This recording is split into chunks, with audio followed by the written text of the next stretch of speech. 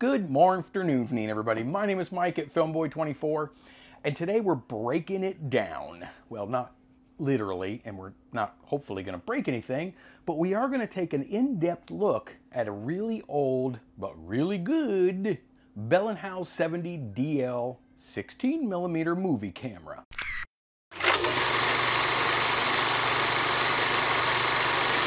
So I recently was able to snag locally a Bell Howell Filmo series. You remember the Filmo series 70DL? Now, there was a lot of 70 series Filmo cameras, a lot of 70D and 70H, I believe, and a DR, and there's a lot of 70 series cameras. There was even some 75 series cameras. I stumbled upon this 70DL locally here for a pretty good price, about a little less than average what they sell for on eBay, but I was able to give it a little test run to make sure it fired up and everything, and I snagged it for a whopping 60 bucks. Now I got the camera, 3 lenses, mediocre lenses, nothing great. This lovely case, hard case, with the stunning corduroy inner, not overly well kept over the years, breaking apart a little bit. Very common for these cases. They're made of wood, leather, and sort of this corduroy material in here. They usually have a combination lock and then just 2 snap locks on the front. Very similar to the Bolex, the old Bolex cases. I think the Bolex is one, they held up a little bit better. Their pleather was better. But I got this. It came with an old, I think it was a Weston light meter, one of the original old school selenium light meters. It came with a, my daughter is over here peeking in around the corner. Do you want to say hi real quick? Hi. Say hi, everybody. Hi, everybody. This is Piper. Can I finish? No. Why? Because. Well, I need to, though. They want me to finish this review. What's this? A hand crank. A hand crank. A hand crank. Yes, it is. And that was Piper, my youngest. The last thing it came with was this little hand crank. It's actually a rewind crank, but a lot of people don't realize it's a forward crank as well. And we'll get to that in just a minute. So I got all of this stuff for, like I say, a reasonable price, 60 bucks. The lenses that came on this camera when I got it anyway, mediocre, Wallensic. I call it Wallensack, but I think it's pronounced Wallensic. 2 of them are Wallensic lenses, and they're sort of near the bottom of the spectrum for these old school lenses. And one of them is a Taylor Hobson, the Bell Howell series lens. It's a 1 inch, a 0.7 inch, and a 3 inch lens. The 0.7 is around 17 millimeters. Don't know why I did that, but the 1 inch is about 25 millimeters, and the 3 inch is about a 75 millimeter lens. As you can see, these cameras come standard with a 3 lens turret. And basically you just put 3 prime lenses on here, or you can put a zoom on there, I guess, if you wanted, but put your prime lenses on here and you rotate them around to the lens that you're looking for, to the gate area here. And they also had a corresponding viewfinder lens that was supposed to match the focal length of each lens on your turret. Because this is a non-reflex camera, you really have to know sort of, you know, your focal length. And when you look through, if you're just looking through a square, it's not going to give you any idea what your lens is actually seeing. So it came with, originally, I think it originally just came with 1 lens when you bought it new. So every lens that you bought had to have a matching viewfinder lens that attached to this little parallax finder on the side here. In other words, so a 3 inch lens would have to have a 3 inch viewfinder lens. So as you're looking through here, I'm actually looking through this 3 inch lens. Well, I am now looking through the 3 inch lens, and it's telling me what this is going to see, since I'm not actually looking through the real lens. This camera also came with, and by the way, I had 3 lenses that came with this camera. I only had 2 viewfinder lenses. So I'm stuck with this, I got to find me a 0.7 inch viewfinder lens for this. Now, I forgot to mention, I believe that the dates are kind of hard to pin down for these 70 series cameras. I know that they made the first one. If you remember, I did a video, I don't know, some time ago, a few months back, of one of the original Filmo 70 series cameras that I had from, I believe it was 1924. I'll put a link to that video up there if you want to see one of the original 70 series cameras. But it's kind of hard to pin down when each individual model came out. The best I can tell is that the DL model, between 1948 and 1951, somewhere in that range, I believe, is when this particular camera was released. Now back to the, whoa, what did I tell you about settling down? Back to the camera itself. Robust. That's kind of an understatement. This camera, without lenses and without film, weighs somewhere around 6 pounds. With 3 lenses and film inside the camera, you're looking at closer to 7 pounds. So you're 6 to 7 pounds, or in the 3 kilogram area as far as weight goes, for they're not light cameras. They were built to last. I think it even says that somewhere in their literature, that buy it now and it's going to last you a lifetime. Well, they're not kidding. It's solid steel. In fact, I don't know if there's any plastic parts on this entire camera except for these 2 little dials up here. I think that's the only plastic on this whole entire camera. And that's a good thing. This camera has the capability of 7 different filming speeds. Well, 8 if you count the single frame, but I'll show you in a minute. It's actually in their manual. It's not the easiest single frame you're ever going to use in your life, but the filming speeds are real easy. There's a dial up at the very top up here. That's the frame counter, or the footage counter. This is your filming speeds here, and it has 7 speeds, but it also has incremental. So in other words, it changes the governor inside your camera, which changes the speed, but it actually has some in between too. So you can go, you know, from 8 to 12, but in between you can get 10. But there are lines that you can actually tell the camera specifically, or at least close to it, what speed you like. Now the speeds of this camera are 8, 12, 16, 24, 32, 48, and 64 frames per second. It'll also do single frame, but let me show you. This is a crank camera, it doesn't take batteries. Let me show you how they recommend that you shoot single frame. So let's crank it a couple of times to get some spring into it. We're going to set it. It doesn't really matter what speed you set it to, but I'm going to keep it on 24. That's your single frame. Now if you hold it too long, you're going to go. It's literally, in the manual it says to tap it. And you can see the hand crank there as you tap.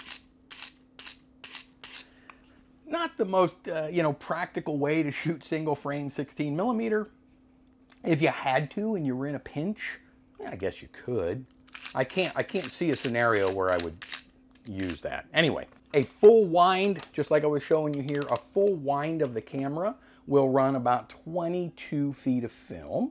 If you have a 100-foot roll, that tells you about 4.5 full cranks should get you through your roll, or get you close. About 5 cranks, because there's a little over 100 feet of film on a 100-foot spool, typically. Now the shutter angle of this camera, the little shutter inside here, the shutter opening is a little bit wider than a lot of cameras. It's 205 degrees. It's not the typical 180-degree shutter, so when you're calculating your shutter speed, you can't just double your frames per second like you would if it was a 180-degree shutter. With this, you actually have to do a little bit of calculating. And I've done a tiny bit of that for you. For example, if you're going to use this camera at 16 frames per second, which was the standard back in the day, your shutter speed should be 1/28th of a second. If you're going to shoot at 24 frames per second, like I do most of the time, you need to use a shutter speed of about 1/40th of a second. That's to compensate for how long that shutter lets light hit your film. See what I mean? Like that. See that? Look at that. All right, critical focusing. This little doily here on the side of the camera, this little bump here on the side, is actually the same thing as the top of non-reflex Bolex cameras where you look down, you put your lens right here, your taking lens right in front of it. You kind of do the same thing with this. You look through here and it's magnified by about 1 billion times. I didn't actually use it on the little test film you're going to see in a minute. It's a little foggy. Mine's not perfect, so I didn't use it. I just used the lens measurements. But you look through, what you do, there's a run and a lock on the top of your turret here. And as you turn this, there's kind of like half clicks. So here, this lens right here is in its taking position. It's in front of the gate. Now, this one is not. There's no lens in front of the gate now. You have 1 click, 2 clicks. So every other click is a lock. So we did the other click. Shutter won't release now because now you have a lens in front of your critical focusing here, dial here. It's not a dial, but your critical focus. And what you do is you look through, and I can kind of see, it's so incredibly zoomed in, but I can kind of see my camera there. Well, now I can. And that's when you would focus your lens, flip it over to the take-up side or the taking side, and film.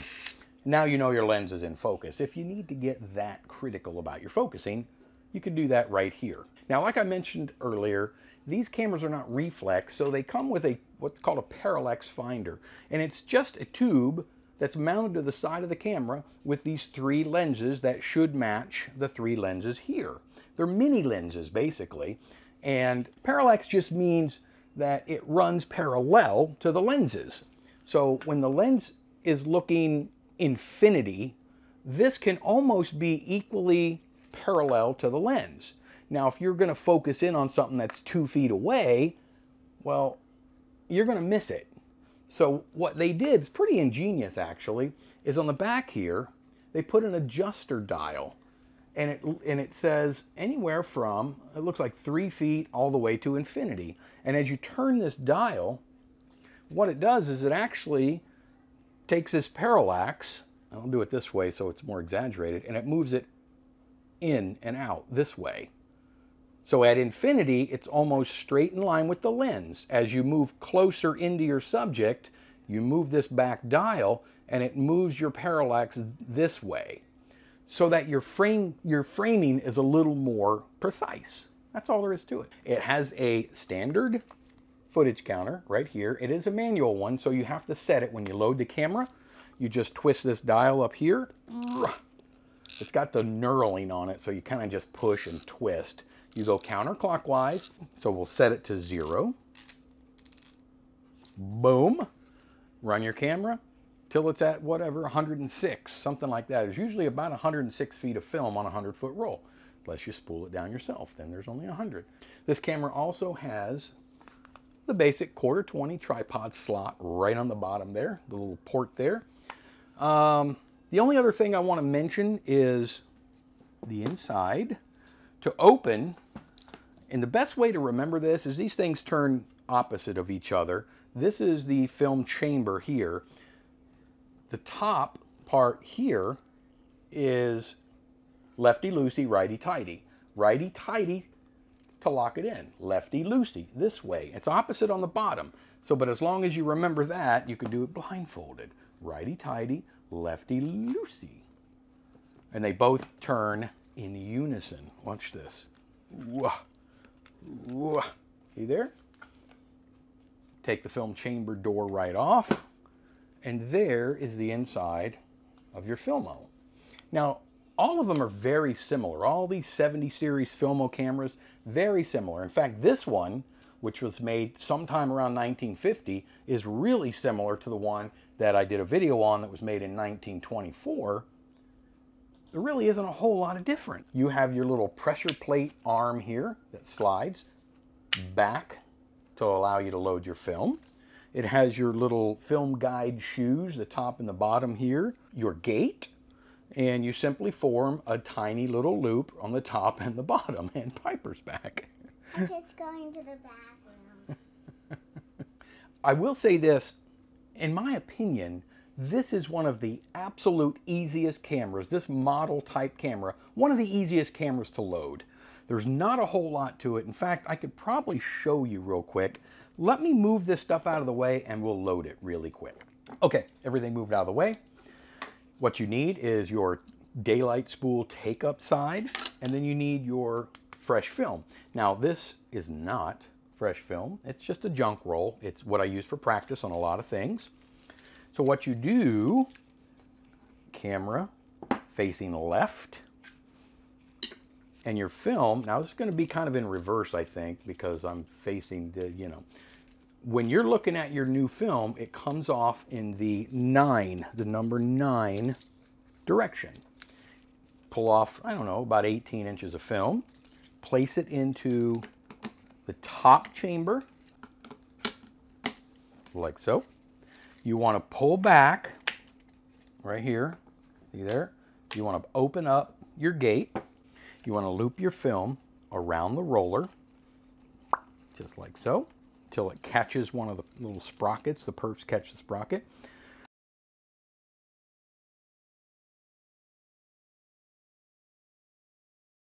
Put it flat into the gate, loop it back around to the other roller, just like so. Hook it on one of the perforations.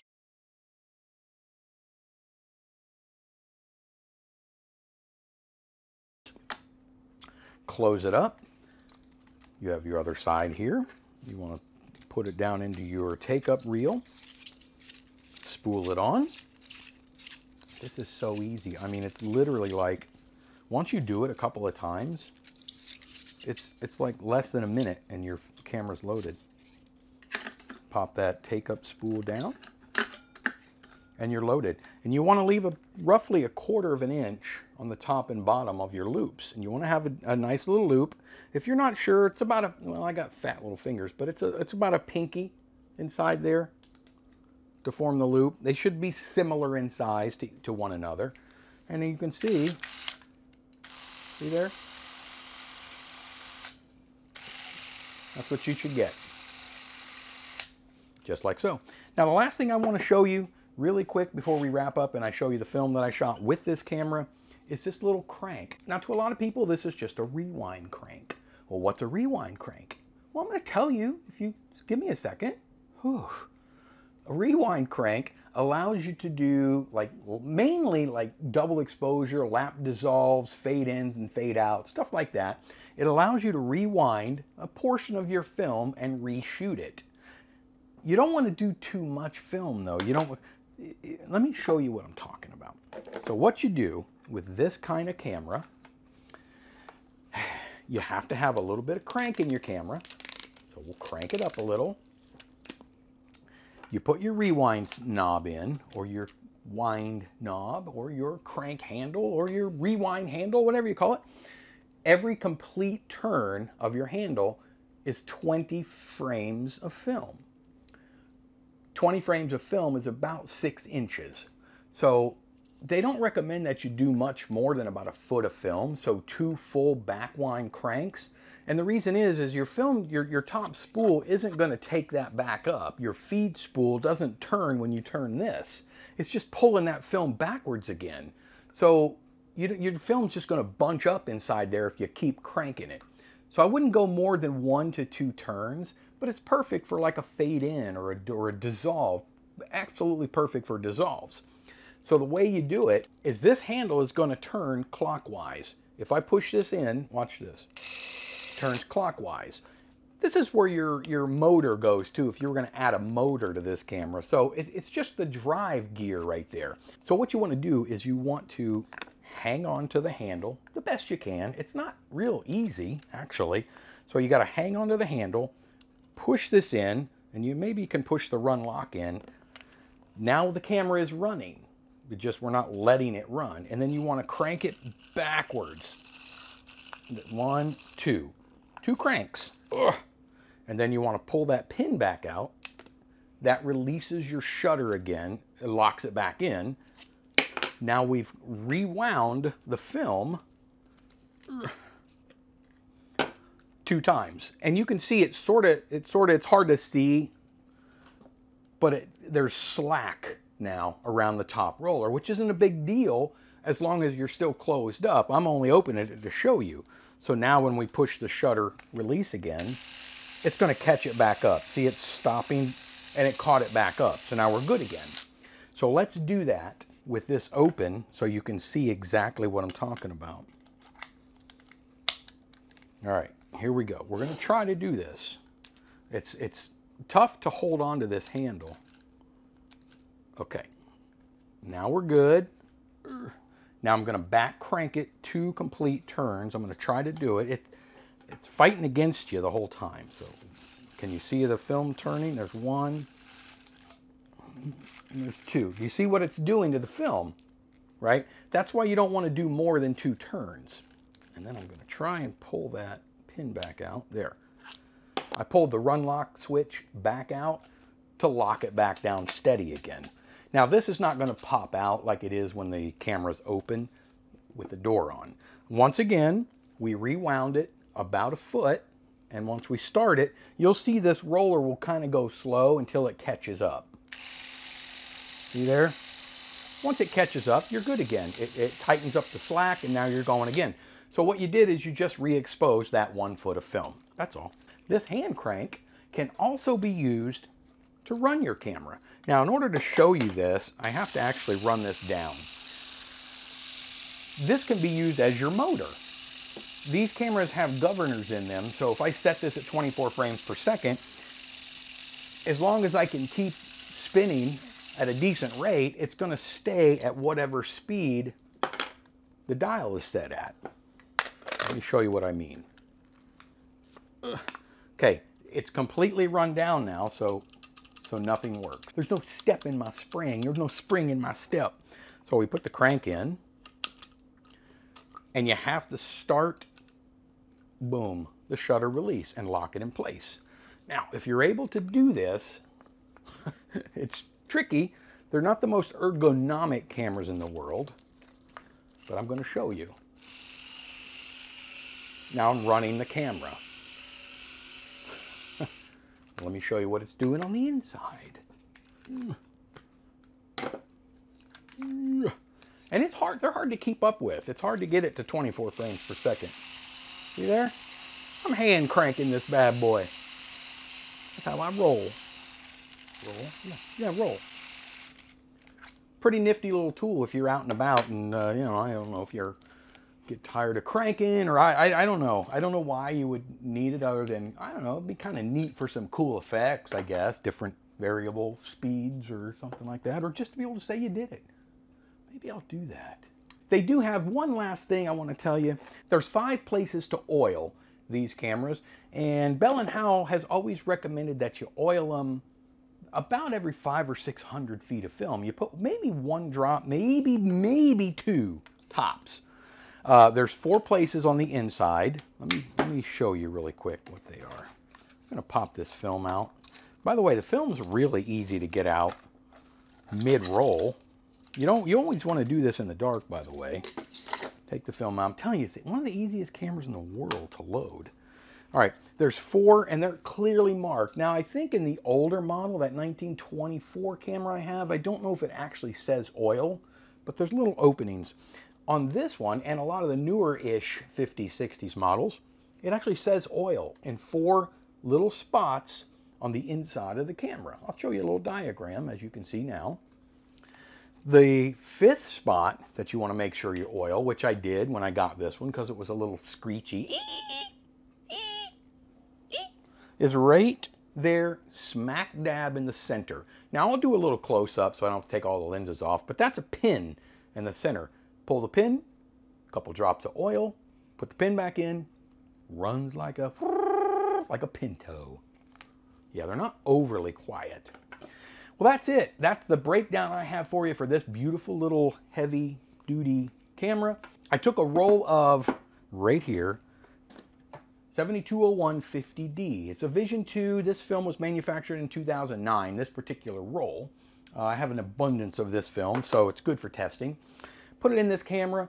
I put 2 lenses on it, including this cheapo TV lens, Cosmicar 12.5 millimeter, and I just used my 25 millimeter finder because I knew as long as I was centered, I would just get a wider image.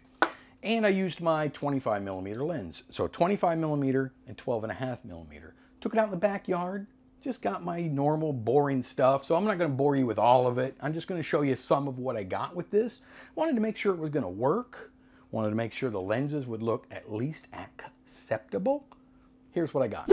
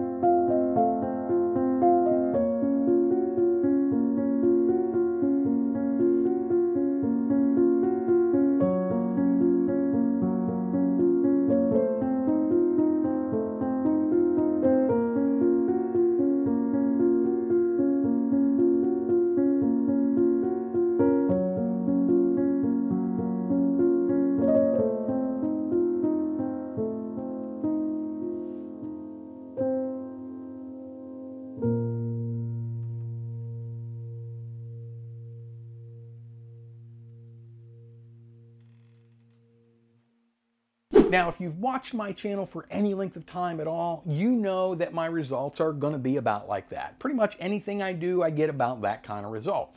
I shoot, process, scan, render, and bring to you all of my film. I don't send it to a lab typically. I process that in my homebrew ECN2 chemicals. I do homebrew all my own chemicals for ECN2. I did a video on ECN2. You see that link up there? That'll take you right to it. The focus, everything stayed in relatively good focus. The colors aren't bad. I did color grade it a little bit with Resolve a little bit and some of my Vegas Pro.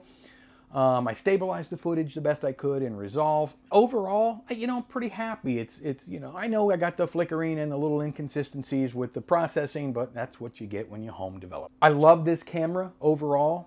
I would like to pick up probably a newer, fresher, more modern 70 series camera. I'm keeping my eye out, but in the meantime, I'm having fun with my 70A and my 70DL. If you had fun with it, and you had fun with this video, like I did, and like Piper did, do me a solid. And, see it right there? Where is it? That's it. Tap that like button for me. And if you feel like I've earned it, see that? That's a subscribe button. Well, that's just a picture. But down at the bottom down there, you could hit that subscribe button. If you're interested in seeing more garble like this, or some review videos, or some found film. I do a lot of found film, where I take old film that's been stashed away for millions of years, and I process it and see what we get. A lot of old family memories. Check out the found film series playlists I have. And until the very next time that I see all your stunningly gorgeous faces, me and Piper will see all of you on the very next go-around. Bye!